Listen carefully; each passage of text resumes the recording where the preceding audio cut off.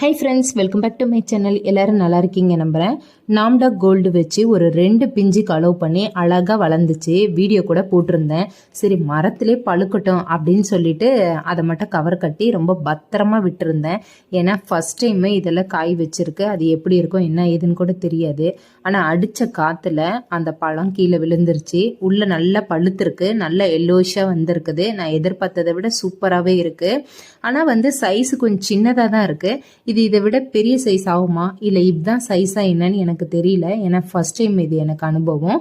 அறுத்து பார்த்தா உள்ள சும்மா மஞ்சேன்னு சும்மா அப்படியே கோல்டு மின்னுற மாதிரி இருந்தது. பார்க்குறதுக்கே ரொம்ப அழகாக இருந்தது. டேஸ்ட் பண்ணலான்னு சொல்லிட்டு டேஸ்ட் பண்ணேன். டேஸ்ட்டுமே ரொம்ப டிஃப்ரெண்ட்டாக இருக்குது. ஒரு பழத்துக்கு ஒரு சுவை இருக்குது. அந்த சுவை இதுக்குமே இருக்குது. டேஸ்ட்டு செம்மையாக இருந்தது எதிர்பார்த்ததை விட.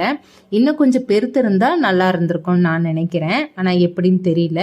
இன்னும் ஒரு காய் மரத்தில் இருக்குது. அது எந்த சைஸில் வருதுன்னு சொல்லிட்டு இன்னொரு வீடியோவில் அப்டேட் பண்ணுறேன். வீடியோ பிடிச்சிருந்தா லைக் பண்ணிவிடுங்க. பாய்.